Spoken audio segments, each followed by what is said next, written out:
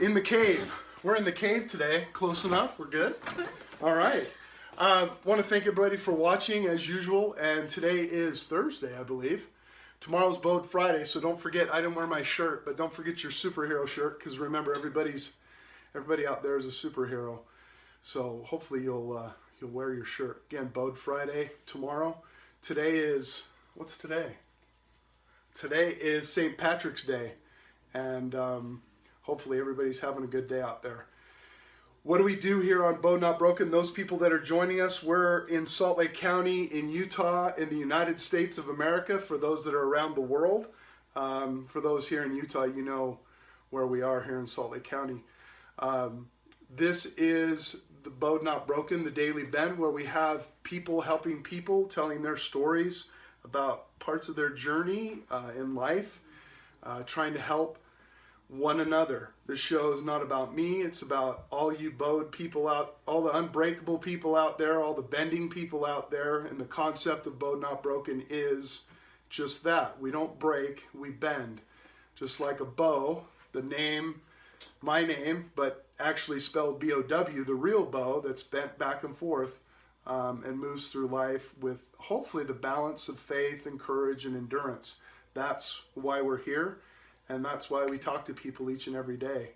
So I want to thank everybody also that has, especially Amy as well too. She, hey, can I come on? And I've had over the last 24 hours, I've had a lot of people, and so keep them coming. We're booked until I think a couple weeks. So it's kind of nice to have people that want to come on the show. So thank you for joining us. And without further ado, I've asked Amy to come in and talk about, my first question usually is, tell us about yourself, but as we're mature adults, we could go on for hours and hours, but why don't you just tell us a little bit about your journey and kind of some of the things that you wanted to express to people out there that, you might be able to help. So go for it. Well, thank you for this time. So where my journey began, I would say, as in the defining moment is I was at a Halloween party, and there I got a picture taken with my sister, and I was in the flapper outfit, and you get the pictures, right. And I'm like, who is that girl? I did not recognize myself at all. Oh, really? Yeah, and because in my mind there was someone else I saw, and so the picture actually helped me see that I wasn't who I saw inside of myself. So I decided, because there was still there. We're still here. We're still here, and we are back, and we are live. And yes, my phone did ring. I forgot to turn it. I forgot to turn my cellular data off. How about that? Not bad for a well-educated man. Anyway, we're talking with Amy. You're here on BEAU'D Not Broken, the Daily Bend, and I'm just going to let her we didn't get into it too far, so would you start from the beginning? I've asked Amy to come and talk about some of her experiences that might help you and help us. Right. Thank you. So it began with a pivotal moment where I went to a Halloween party with my sister and her family and had a picture taken in my flapper outfit, and I thought, man, I was looking so fit and good. And then I saw the picture, and I realized that it was that bad, huh? I'm like, I did recognize who I was. Right. And so when you don't recognize who you are, I feel like there's a disconnect. And so that was a moment where I thought, I'm going to be who I see. Mm-hmm. And I decided to actually do weekly photographs so that I could track what I saw in my mind. And through certain just small decision making throughout the week, but it was more in visualizing who I was, that I saw changes happen. And as the changes happened, I waited until the day where I saw what was in my head. And that was about 85 pounds later. And okay, so you lost 85 pounds. Uh-huh. Okay. Yeah. When did you when did the flapper thing happen? So Halloween of Halloween 2009. Okay, 2009, and then so, boy, not too much longer, but you know the process. 85 pounds. Yeah. There's a lot of people out there. I mean, as a personal trainer and kind of image person, there's a lot of people that look at themselves and go, wow, I need to change, but they don't really, they try, but they don't. I'm interested to hear the determination and how you got there. I think everybody would be. Well, the photographs and visualizing what I saw in my mind. So what I thought is I was fooling myself, thinking that, you know, I was this 200 and almost, 45-pound person, thinking that I was, really rocking it. Right. And then I'm like, wow, the photograph was the truth. And so... But interesting you had the self-esteem. Interesting you had the self-esteem, which is great to be, I wasn't lacking. Well, but that's kind of cool anyway. But yes, understanding that, wow, I want to change and go from there. Sorry to interrupt. Yeah, no, it's all good. And so I just started, I thought, well, the photograph was helping me keep in a reality with myself. That was really important. And I'd always been a protein green, really enjoyed, I don't eat breads or rice or anything like that, but it was really about just the focus of improving and getting to who I was. And I was really actually amazed every day how it was easy. It was very easy. And I had challenges. I had things where I was not in the best of marriages, and so there were challenges and stresses there. There were financial stresses. There were, very, very heavy stresses that I could give up and let that be my excuse. I also had broken my back twice, and so I had to do this without exercise. How may I ask, did you do that? The first time I was bucked off a horse. Okay. And the second time, my physician thinks that I was doing a floor exercise where you put your feet over your head. Oh, I do those all the time. And you try to, and I crushed my T10. So eventually I could do swimming. Swimming was the one thing that wasn't too hard on the system. And about 9 months later, I saw through a photograph this person. Wow. Okay, let's put this. Let me put this up a little bit. Okay, so you saw this person in my head. In your head. Yeah. Okay. Awesome. And this is who I was when I started. This is who she was. I think you can some of the shading. There we go. So you can see that one as well. And it's weird. I feel like I don't even. Not that I've disconnected myself from who she is, but I don't feel like I didn't, like, that girl's gone. Right. In a good way. Right. But, and I took up biking. I had a really good friend enter my life that said, hey, we should bike. And I thought, what the heck? And so we started riding, and on my first day, I did 21 miles. So road biking. Road biking? Yeah, okay. All right. And in the South Jordan River Parkway trails, which is wonderful. And I just have to say, why did we ever stop riding our bikes? For the people that have, from going from mom and, having 4 children and all the things you do, to get back on my bike was just to be young again. Right. And you get hooked. You get addicted to it. And we have so many opportunities here in Utah with our trails. We do. So kind of going back to when you made the decision to lose the weight and to really get fit, what did you draw on? I mean, did you draw on, we talk about faith and courage and endurance on BEAU'D Not Broken. You saw yourself as kind of BEAU'D in a sense that, wow, I really need to, my health is pretty important. I see this other person. What kind of what got you into that, that mode? Because I know there's a lot of people out there that, the majority of America struggles with their weight. We do. We struggle with what we see on nobody takes a good picture. I mean, we never take, but what kind of got you to snap into it? There were a few events, life events. I had a little bit of a, tragedy, emotionally in my marriage that really affected me deeply. And I realized that I was allowing myself to be emotionally connected to those stresses and that person and his decisions. And so I did a kind of like let me jump out of that pool emotionally, because I realized it was affecting me.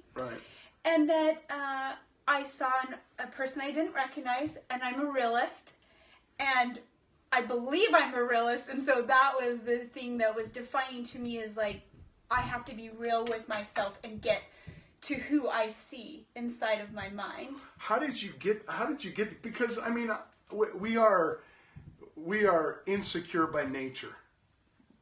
A lot of us, most people are.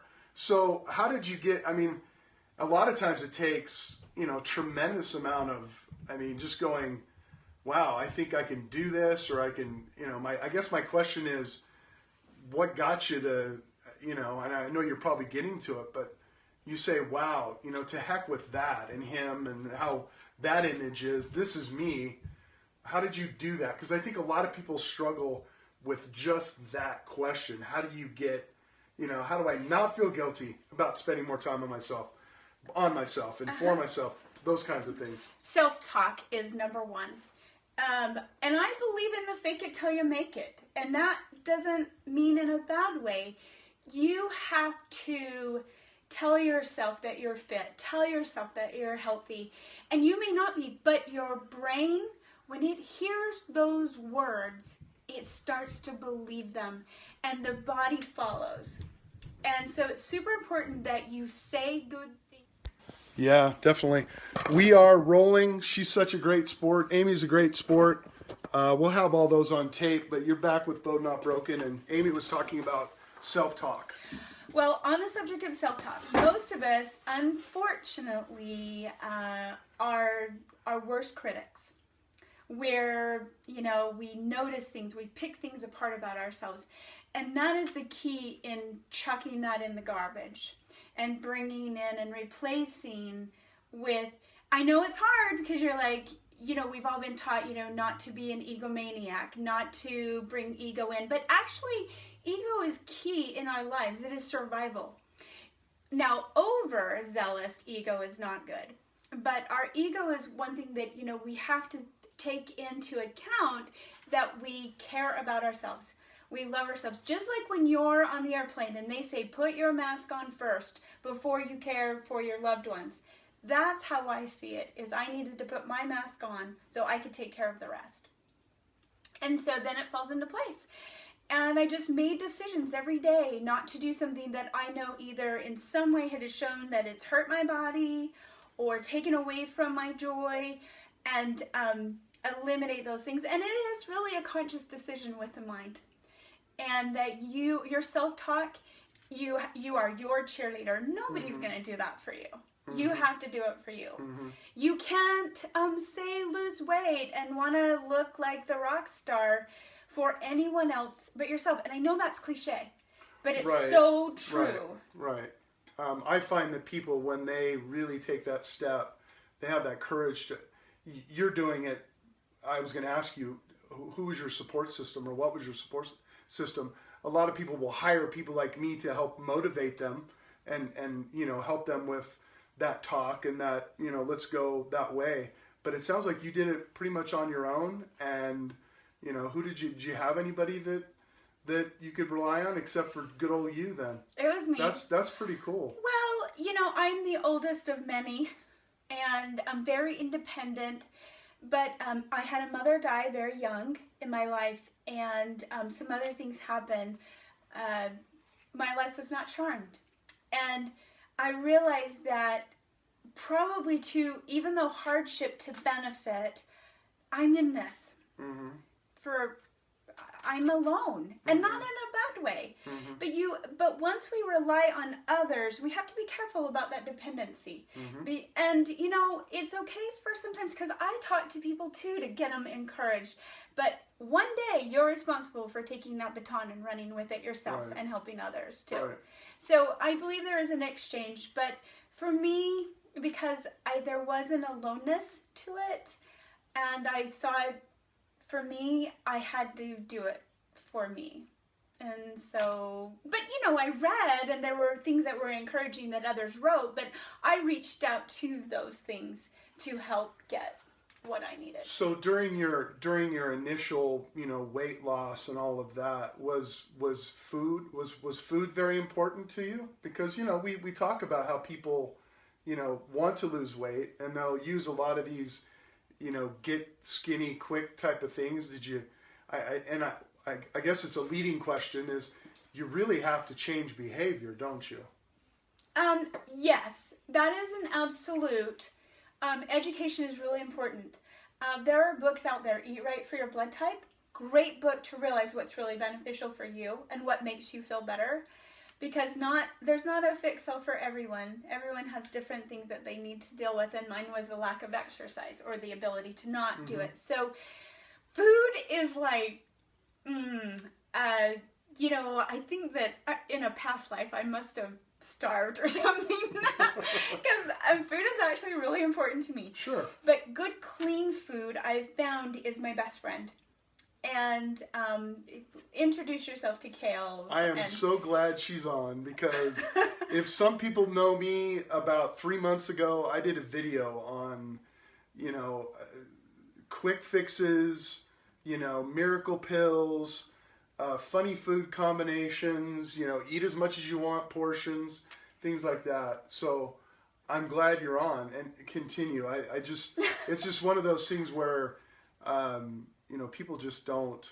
So you've maintained that weight since what, 2009? 10, yeah, because it happened all in, you know, I finished in 10. Okay. And so through maintenance, what you have to do, I actually feel like I never deny myself of anything. Right. Ever. But I have rules that I have put in place for myself. So let's say that I want to have a slice of pizza, because it does have a bread and it has a fat and it has these combinations. Not too late, and I back it up with 3 big glasses of water. That's super important, so I do a cleansing. So I have rules to my indulgences. Because that way, I think the moment that you say, I can't do this or I can't have this, that's when you want it more. It's our nature. I'm a rebel. I know a lot of people that are. Right. And so that is my tactic, is to have always a backup of every time I do something like that. And then say that, you know, you have a big wedding you go to, and a big party or a dinner, you're going to enjoy yourself. And you accept the fact, but the next day you are on your water, and you're on your greens, and you're on your protein, because you have to get that out of your system. Because if you don't, it's like it loves itself, and those one day will turn into 2, it'll turn into a week, and then you'll kind of be in this downhill, and then you've got a lot of catching up to do. And so that's another thing that, you know, I don't want to go backwards, so that's why I have my rules put in place for those things that I get to enjoy. I find that a lot of people know how to cook right. They know that diets are not, you know, if you say it's a diet, you're certain to fail a lot of times. What has kept you, has you keep this picture probably, is that something that motivates you through the last few years? Yeah, you need your reminders. I believe that you do.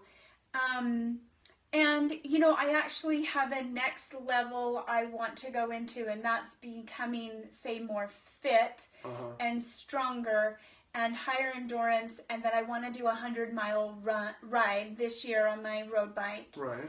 And equipment is key. Right. But yeah, so goal setting, and put it into place, put it into action. Don't just kind of like, yeah, it'll be blah, blah. Put it into action, and it's amazing. It will happen.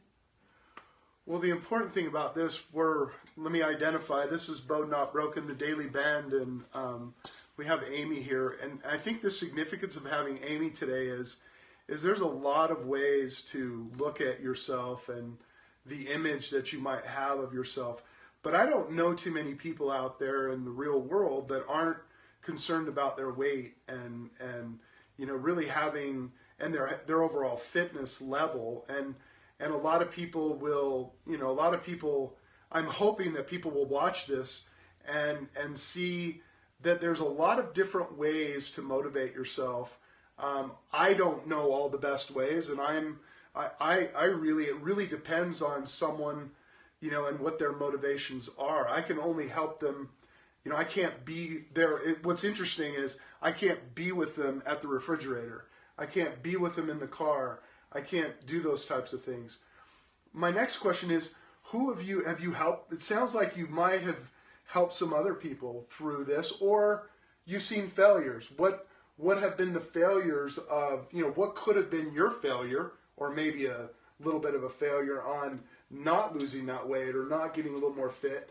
And what have you seen people, maybe your friends, family, that where do they fail? I had a friend, there's a story here alongside when I was deciding, this really, really good friend from high school. And you know how you don't see people for a really long time? And then I saw her, we went out to the reservoir, I'm from Delta, Utah, and we went out on the res, and she was wearing a macrame bikini.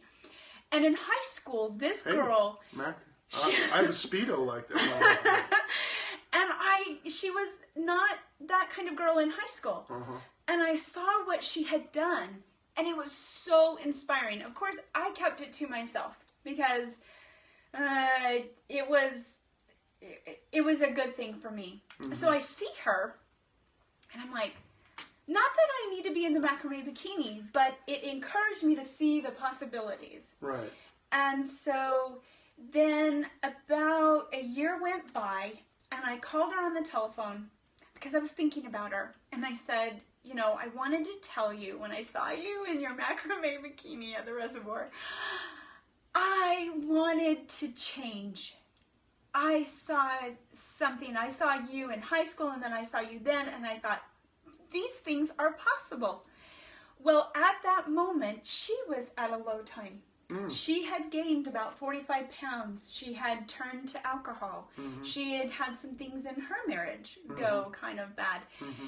And so I told her I wanted to thank her for being such a great example of a person that had really taken the bull by the horns and done well and was fit and healthy.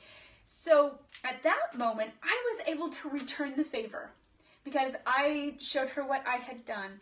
And then she actually had a wake-up call from my call and got back in to fitness. She became a trainer again, an instructor again. She even was in the Miss Fitness, bodybuilding this last year.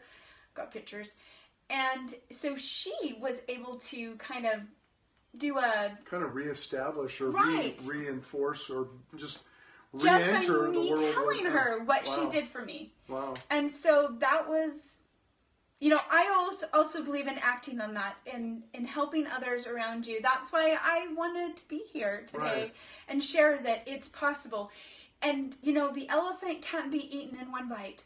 It is one bite at a time. And say that you have one habit, whether it be Coca-Cola, sodas and things like that. If that's your one thing, just start there. Just do that for you. Right. One baby step. Right. And then you'll see differences. And then you'll want to take more steps, and all of a sudden that elephant will be gone. Talk to me about, we all have, kind of go back to the image part. Because, we have people that, I guess my thought, and the question is, tell us about how important it is to look at yourself in the mirror or a photo and say, well, I'm not J-Lo, or I'm not someone on a model. I mean, how did you approach that? Because the expectation is what you're going to look like, not what you're going to look like and kind of look like somebody else. It has to come from what you picture yourself as, and it has to be. I guess what I'm saying is, how did you set a goal of who you believed you were, and how did you get there? You know, that is a really good question, because I actually was wondering why it was that when I was looking in the mirror, I thought I was rocking it, you know? I was like, I thought I was sexy, and now I know it's a state of mind. Right. And you probably were. You are. I mean. So I saw that girl, and I thought, that's who I want to get to, and that's why I had the photographs. But let's say that image is missing. Right. From you, or you're, downtrodden. So it's really important that you be a realist and you look at your body and who you are. You're not Right. J-Lo. Right. You're not Right. whoever the body girl or guy is. And even if you have to look at old pictures of yourself to help you, or even there's a program online that you can look at, and you can actually look at girls that weigh like 132 or a guy that weighs 240, and you find a body that looks like yours, but say she's slimmed down or gotten fit, and it helps you with your image that you're putting in your mind. And then it's super important that you take pictures of yourself weekly so that you can see changes. You will see them. And that's encouraging. That is, I think, a key part of it, is keeping it real and taking pictures of yourself. And I know we're, selfies and narcissism go together, but let's just say this is just for you, to know as your guide. Because actually, when I look at a scale, I don't really look at the weight. That's where I was going. Yeah. That's where I was going. Because so many people think they have to be, if it's a man, they have to be under 200 pounds and have abs like, some model. And women have to be 105 pounds. Nope. And, that kind of a thing. And that's something that is really important to kind of bring across to everybody, is that you need to have your own image of you. And it's not the image of some star, some paintbrushed, thing. I always tell people, or at least I try and tell them when I talk to groups, is stop looking at somebody else's highlight reel, and it goes for life experiences as well, because I don't have the boat, or I don't have the big house, or I don't have whatever. It's really the same thing for your body. It's don't look at everybody's like your gal that was in her bikini, and then all of a sudden, boom, she's heavy again, and or heavier, right, and that kind of a thing. Yeah, and actually what was key about that is I didn't think about being in the macrame bikini. I thought, wow, this is so possible to see what I knew what she was and where she'd become, where she ended up. And it was so encouraging. And so that, I totally agree. Like, if you have not really a weight, you get your image, and you kind of pick you pick your size. I was just going to say that. People really love when they lose sizes more than weight. Yeah, size is huge. Size is huge, yeah. Yeah, because one thing I realized, I was wearing my 14-year-old's clothing, and I thought, oh, that's weird. I'm wearing my daughter's clothes, and that was actually kind of cool, because I thought, I'm older. Right. And, I feel 20 in my mind. Right. In fact, I've never felt younger in my life, ever. And that's crazy to think, that the older I get, the younger I feel. Right. But that's also been inspiring to feel young. And to be able to, even getting on an airplane. You sit in your seat and you're next to everyone. And it just feels good to be sitting in that seat and not feel like you're kind of pushing on taking others. Up both seats? Right. Yeah. I had a big guy one time. He practically took up my seat and fell asleep on me. I'm like, oh. Nice. Okay, Erin, protocol blowing his here. Blowing his nose on your shirt. Yeah. The endurance part of BEAU'D Not Broken is about the body. Could you give us some examples when you got more fit? How did that balance out with kind of your frame of mind? And did you go through some other struggles unrelated to physical fitness stuff? And how did your physical well-being help you go through some of those struggles or challenges? Huge. There were a couple of things. You know, I'm divorced, and so I started dating. Got myself my first broken heart. Whew. That was hard. That was really hard, you know, to have lost weight and to get physically fit. Oh, I see. And have emotional things. Hey, look that at me. Why would you want to leave? Why are you leaving me? I'm all that in the baggage. I am, really. I am now. You know, were you saying that? I am now. Not necessarily. It was more, I actually understood why it all happened, but it doesn't change the fact that you're dealing with a broken heart. Right. And also, you know, biking was inspiring. It started to put chemicals in my brain that helped me cope. Everyone should be doing yoga and meditation to help their brains cope with everything. Because the one thing we reach for when we're stressing, you know, I don't do any medications or anything like that. Other people reach for alcohol and all of those things. But in Utah, I think we reach for food. And there's a lot of comfort in it. I'm sorry to interrupt, but have you had those issues like everybody, depression and anxieties and all these other things that maybe the fit part of it helped you through? Yeah. Because that's what I try and get to people. It's not a catch-all, but being a little bit more fit can help you through some of these things. Huge, yeah. Because actually my life was set up in the things that I've experienced as a child, you know, with death and divorce and abandonment and all of those things. I was set up to go down that path of, you know, drinking and who knows what, you know, that you can choose to do with yourself. And being in physical shape creates better chemicals to take care of your body, what I've found. Because I noticed that in the past, I got worse and worse.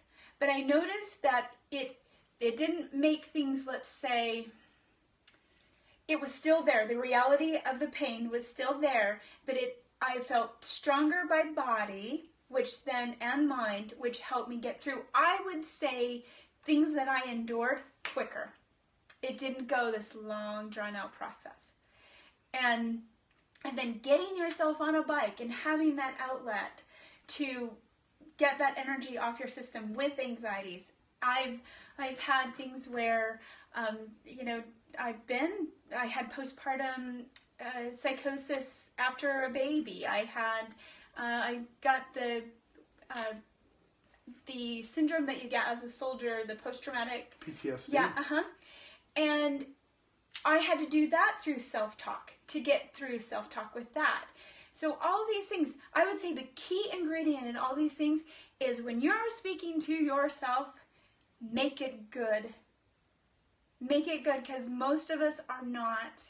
We're being really hard on ourselves. We're being really mean, and we're being very, say, harmful. Right, and then we also have a spouse or a significant other or whomever, friends that are maybe throwing the negativity back at you. It's hard when you're. Oh, absolutely. It's hard when you got somebody throwing that at you. Yeah, too. That's where loving yourself, and it's super important that you are focused on you. There was a story, I remember, I love this story, where there's this big hole and the mule or the donkey was in the bottom of the hole, and they said, we give up. He's a goner. And so what they did is they started throwing dirt to bury him. And as that dirt came down, he just shook and stood up and shook and stood up. And as the dirt got higher, he was able to get out of that hole. And I love that story because that's the story of everybody's life, I think, at one point or another, or maybe the entire lifespan is something like that. I think it's pretty amazing. Being fit, physical fitness, you know, has really kind of changed, you know, your total perspective on kind of life. What would you say to somebody that is like that, you know, taking a picture of themselves? What kind of steps would you tell them to take to maybe bring themselves out of that? Well, the most important thing is deciding. Just deciding that you've got to decide. Do you want it or not? and then each baby step.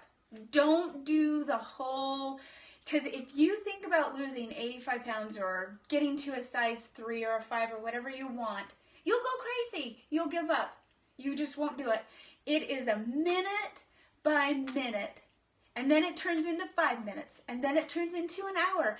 And then you've got through the day where you have done well.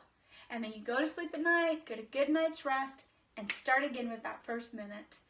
And that's how I look at it, is minute by minute, and they turn into days. So tell us about, you've been married, been divorced. You're also a working woman that, does a lot of things, very active. How has that helped, in your work life? And I guess the next question is there anything you want to plug, or any charities that you help with, or anything like that? It's kind of, it's one of those things where it's kind of your time to tell us a little bit more about you and how that, how that may have affected your work life and even your parenting or whatever else, or relationships or something like that. Well, I'm a fan of humans. And I don't actually, I love to volunteer and things like that, but it's usually, I'm more of the, when you're having a down day, go help somebody. Wow, what a selfish injection I get when I go and help someone. Number one, volunteering is, of course, I believe in. But one thing I've learned is, I'm without judgment of others.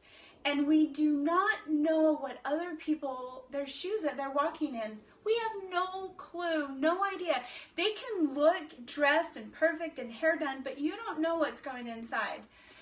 And that's exactly what we try and bring. This is the no judgment zone at all. It's true. Sorry, but continue. Yeah. And my belief system in this life is that everyone is our example. And people think that's crazy because, to me, somebody would say, well, somebody's committed a crime or somebody's done this or somebody's done that. It's like, but they're my example. I need them. If I didn't have them, I wouldn't know, what my example is, what direction to go. Do I want to, be drawn to that, or do I want to repel from that? I need them. And we are 100% equal in this life. And that anyone that thinks they're not is, I feel needs a little bit of an adjustment in their thinking. And so really, I like when it comes to work and things like that, I believe in being that wind beneath your wings. If you have information to share with others so that they can have better lives and take care of their families better. Sounds like that's why she's on the Daily Bend. How about that? It's super important. And I didn't come out of, the box like this. It took, I believe that, there has been sharpening of this. I feel like I'm, the peaceful, awesome, wonderful, happy machete cutting through this life. And I have been sharpened by my trials, but I love to help people along the way because I needed it as well. And I'm very thankful and grateful that I've gotten that. And smile, damn it. Smile, damn it. Well, and that's why, when I talked about the highlight reel, that's what this show is kind of about. It's continuing to morph and, get more popular and people like it. It's not showing, I'm appreciative of people coming in and not showing their highlight reel, showing the reel that's they want on the cutting floor, but really we should all grab all that, put it together and help each other out. And that's what you're doing. The highlight reel stuff, for my life, it's always been, you look at everybody's greatness until you read an autobiographical book about somebody who didn't become a head coach of like Vince Lombardi, 46 years old, President Reagan, 77, things like that. So there's a lot of things that I think people can gather from people's stories about, where they've come from and how they've, where they are now. Heroes growing up. I always ask my guests, heroes and maybe movies that are inspirational people? And You know, I was very fortunate. I moved a lot. I think I'm at, right now, I'll say my age. I'm 46. And I have moved 52 times in my life. wow, And so through these times of my life, you weren't running from something. No, just kidding. Maybe my parents You're were. running from something. So, you know, I had, as a little girl, I actually attended church, and my mother actually would not let me go to church unless I was good all week. Oh. So I would be good, but that didn't mean I had a ride. And so I had So you're walking up the hill in the snow to go to church, right? teachers, to Oh, come and gosh. get me, and you know, and teachers in school, and people doing kind things, and doing, say being dedicated to what they were doing inspired me. And my best friend's mother, she was, you know, my best friend Tiffany. We've been friends since we were 5 years old. I'm still friends. She's a coach at, Wow. I should say Alta. But anyway, her mom. You can say Alta. Alta, go Alta. My Jack goes to Alta, plays lacrosse. He's a stud. Anyway.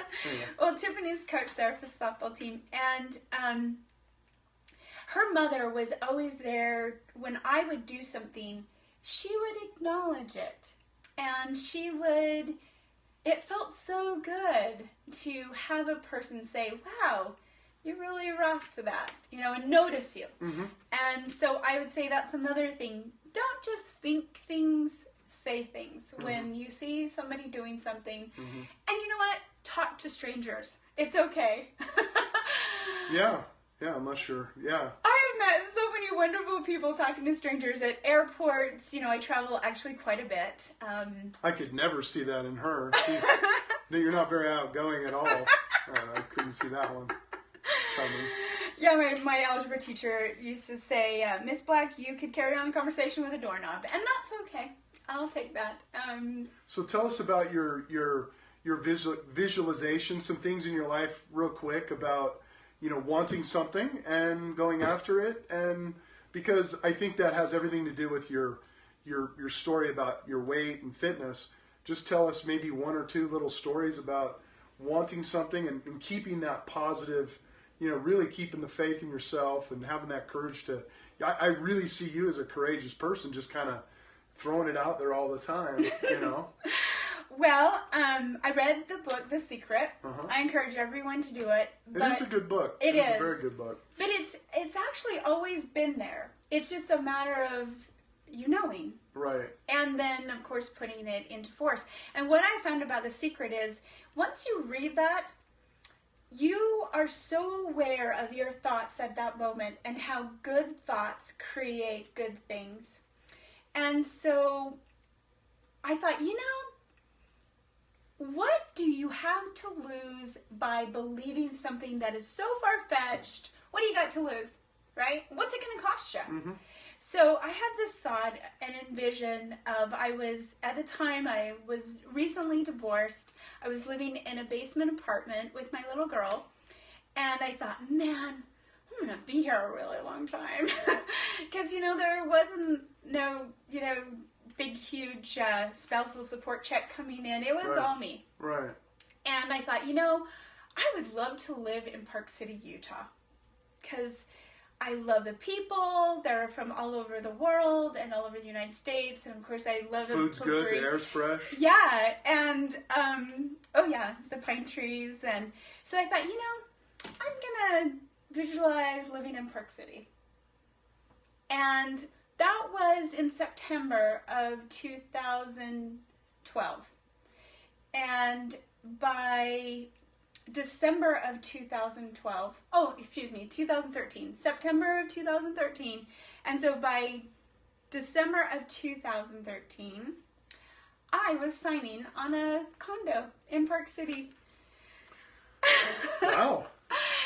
And obviously you're working hard, and... Yes, you I had a that, job. I obviously, had a job, and some other things came into play. Some magic came into play, but I guess that's the way the secret works, is everything comes into play. So don't ever think it can't happen. Because, you know, I had to think about a down payment and all these other things, but really the focus was on the home. And everything else came into place, kind of like just little Lincoln logs to make it all happen. And so that's what I found. And then, you know, I had thought about, after, you know, riding my bike, and I went on a date, and I was on a motorcycle, and we were taking the motorcycle up the canyon. And I'm riding on the back, and I thought, you know, this is pretty nice, but I'd kind of like to be taking this baby up myself. I want one. Is that what you're saying? Yeah, I wanted to be going up on my own. Right. And, you know, I love companionship, but not just riding on the back. Right. So I decided to take the class and courses to get my license, but I didn't have a motorcycle. So you use theirs, and then you actually can even use theirs to get your endorsement to do the 650 and above. And there's some great programs with Utah Ride here for motorcycle riders and enthusiasts. So I did that, and that was last year on Mother's Day. And then I thought, okay, now I want a motorcycle. And I went and test drove an Indian Scout when they had the Indian Scout test drive days. And a friend and I, we went together, and I loved it. And that was the first time I'd ever been on a motorcycle, actually on the freeway and on 1100. So there's plenty of power there. And I thought, that's it, that's what I want. And so this weekend, my Indian Scout will be delivered here. Wow. And I can't wait to get on it and ride. You can't help but feel the energy right here. You can't help but feel the energy, and it's really cool to have somebody on that has such a bright outlook on life. I think that that may help some people out there that are looking, past the highlight reel again, and are bowed in a way. We're always bowed. We're always going to be, dealing with challenges and things like that. One last question. What do you tell your kids? What do you tell your 14-year-old about life? How do you get them psyched up like the coach? That's so funny, because I'm a out to pasture, kind of let them make their own decisions. Right. Free range parent, I would call me. Right. But with guidelines. Within certain. Yeah. There's always options. There's always options for my children. And they've all, at different times, they've made a mistake.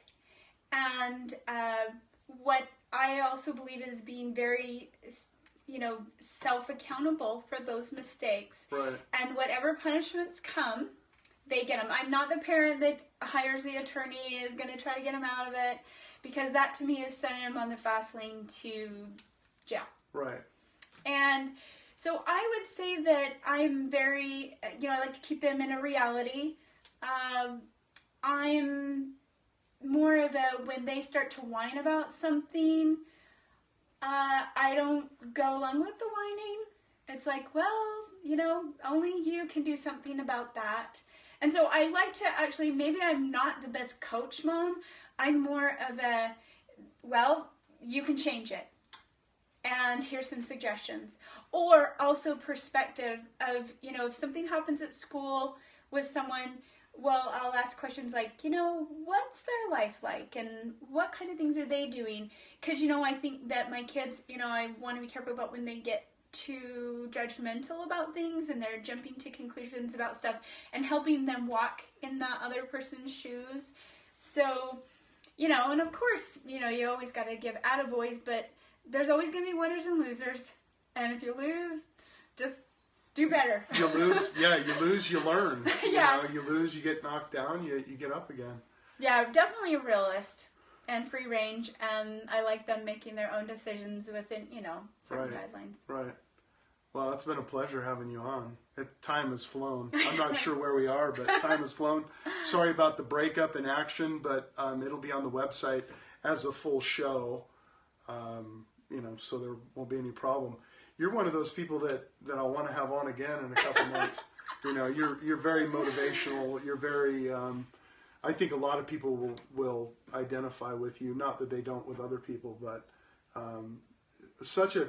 I didn't know. I really didn't know what she was going to talk about, and I'm glad. I'm really excited. It was about really a lot about weight and image and things like that, because I go through my own struggles as a coach and as a, you know, as somebody trying to help motivate somebody. They think right off the bat that I'm going to be judgmental, that I'm going, oh, am my butt too big, or my, you know, whatever. Even with guys, you know, it's the same kind of thing. So I really appreciate you coming on, and you're a bundle of motivation. Thanks for everybody. Thank you to everybody out there for watching and continuing to watch. If you have ideas, comments, questions, want to be on the show, just message me. My phone number's on there. Personal messaging on Facebook and things like that. Don't forget, tomorrow's BEAU'D Friday. So whether you're wearing it outwardly or you're wearing it underneath something, remember that you're a superhero, and it's pretty. You guys are all very special, and I appreciate everybody. I'm getting a lot of great comments about what we're doing here, and it's not about me. It's about these people that, you know, it's about people like Amy that we have on that might be able to help people. It's very unique, and that's the way I want to keep it, is real, unique, and raw, and the phone will ring in between if I don't turn the cellular off. But thanks everybody for watching again. Remember that it's all about the bend, and have a great day. We'll see you tomorrow.